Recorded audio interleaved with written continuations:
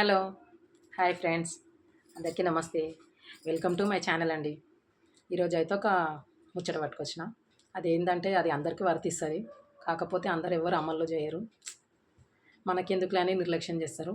అట్లా చేయొద్దు, ఎవరు కొంచెం చూడాలి, పట్టించుకోవాలి అని నేను అందరికీ చెప్తున్నా ఈ వీడియో ద్వారా. అదేంటంటారా, మనం రోడ్డు మీద ఎటైనా వెళ్తుంటే వస్తుంటే ఎక్కడైనా యాక్సిడెంట్ జరుగుతుంది కదండి. వెళ్తున్నా వస్తున్నా ఎక్కడైనా మనం చూసి మనము పట్టించుకోకుండా వచ్చేస్తాం. మనమేనే కాదు, ఎవరైనా చాలామంది పట్టించుకోరు. మనకెందుకులే అని చూడరు, పట్టించుకోరు. కొంతమంది ఏమో బండ్లు ఆపి మరీ నిలబడి చూస్తారు. కొంతమంది ఏమో వెళ్ళి సహాయం చేయడానికి కూడా వెళ్తారు. కొంతమంది చూడడమే తప్ప ఎలాంటి హెల్ప్ చేయరు. ఇంకా కొంతమంది బండి ఆపకుండానే వెళ్ళిపోతారు మనకెందుకులే అని. అట్లా వెళ్ళిపోవడం వల్ల అక్కడ ఉన్నోళ్ళు మనోళ్ళు కూడా కావచ్చు కదండి. అందుకే ఒక 2 నిమిషాలు ఆపి వాళ్ళు ఏంటి, అలా వాళ్ళు ఎలాంటి సిచ్యువేషన్లో ఉన్నారో ఒకసారి చూసి కొంచెం హెల్ప్ చేయాలి. అది ఎలా అంటే కొద్దిగా అంబులెన్స్కి ఫోన్ చేయడమో, లేదంటే కొద్దిగా ఇబ్బంది పడుతున్న కొద్దిగా హెల్ప్ చేయడం దగ్గరికి వెళ్ళి. అట్లా కొంచెం కొంతమంది భయపడతారు. పడరు అని నేను అనట్లేను, పడతారు. కాకపోతే ఏంటంటే ఆ సిచ్యువేషన్లో ఎవరున్నా ఎంత కష్టంగా ఉంటుందో మనం కొద్దిగా ఆలోచించి కొద్దిగా హెల్ప్ అనేది చేయాలి.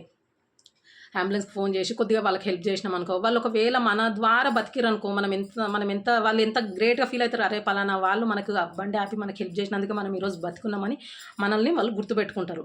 ఏదో మనం మనతోటి అయినంత వరకే, మరీ పెద్ద హెల్ప్ కాకుండా కొద్దిగా తొందరగా ఆ బండి ఆపేసి అంబులెన్స్కి ఫోన్ చేసి అంబులెన్స్ రాగానే మనం కొద్దిగా హెల్ప్ చేసినాం అనుకో, వాళ్ళు బతికిరనుకో మనం కూడా లైఫ్ లాంగ్ గుర్తుపెట్టుకుంటాం. మన ద్వారా ఒకరైతే బతికిర్రు అన్న సంతోషం మనకు కూడా ఉంటుంది. వాళ్ళు మంచిగా ఉన్నారు అనుకో, వాళ్ళు కూడా మనల్ని గుర్తుపెట్టుకుంటారు. అరే పలానా వాళ్ళు మనం ఆ రోజు అలా యాక్సిడెంట్ జరిగింది, మనల్ని వాళ్ళు సేవ్ చేశారని వాళ్ళు కూడా లైఫ్ లాంగ్ గుర్తుపెట్టుకుంటారు. ఇంకా కొంతమంది ఏంటంటే ఇప్పుడు మనం పోయి హెల్ప్ చేసినాం అనుకో, పోలీసు వాళ్ళు వస్తారు, మనల్ని అన్నీ ఎంక్వైరీ చేస్తారు, మన ఫోన్ నెంబర్ తీసుకుంటారు, మనల్ని ఇబ్బంది పెడతారు. వాళ్ళు రమ్మన్నప్పుడు మనం వెళ్ళాలి, ఇంకేంటంటే మన టైం వేస్ట్ అవుతాయి, మన డ్యూటీలు వేస్ట్ అవుతాయి అని కొంతమంది అయితే ఇబ్బంది పడతారు. అదంతా రిస్క్ మనకి ఎందుకని పట్టించుకోకుండా వెళ్ళిపోతారు. వద్దు ప్లీజ్ ఫ్రెండ్స్, అట్లా చేయకండి.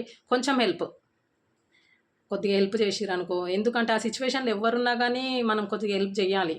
ఎందుకంటే ఆ సిచ్యువేషన్లో మనోళ్ళే ఉన్నారనుకోండి, మనం చూడకుండా వెళ్ళిపోయినాం అనుకో, మనం ఎంత ఫీల్ అవుతాము.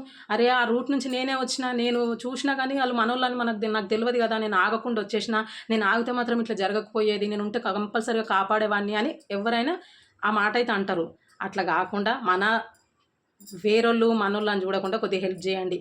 ఎందుకంటే ఇక మనుషులమే, మనమే హెల్ప్ చేసుకోవాలి.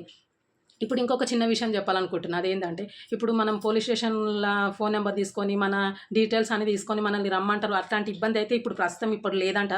మన సార్ వాళ్ళే చెప్పారు.